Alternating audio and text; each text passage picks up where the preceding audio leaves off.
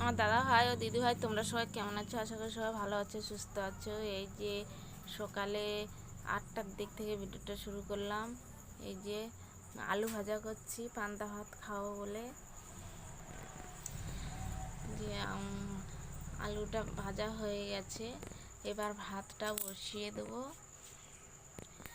নাই, উনুনটা নিমে গেছে পুরো, তাই গরম চুলায় ভাতটা বসিয়ে দেবো। ভাতটা বসিয়ে দিয়ে ওইখানেই পান্তা ভাতটা খেয়ে নেবো। কারণ হচ্ছে ঘরের মধ্যে এলে হচ্ছে উনুনটা নিভে যাবে। আর তোমরা হয়তো ভাবছো যে আমরা রোজ আলু ভাজা করে পান্তা ভাত খাই। না গো, যেরকম যেদিন জোটে সেরকম সেদিন খেতে হয়। কোন দিন একটা লঙ্কা দিয়েও খায়। এই যে আমি উনুনটা জ্বালিয়ে দিয়েছি, নিভে গেছিলো। আর আমি এইখানে বসে খাবো, কারণ আমি যদি ঘরের মধ্যে যাই তাহলে উনুনটা নিভে যাবে। আর তোমাদের দাদা ভাইকে ঘরের মধ্যেই দিয়ে দেবো। হচ্ছে আর আমার মেয়েটাও খাবে, মেয়েটাও ঘরের মধ্যে খাবে।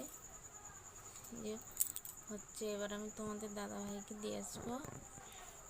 যখন যেরকম ঠাকুর জোটায় সেরকমই তো খেতে হবে।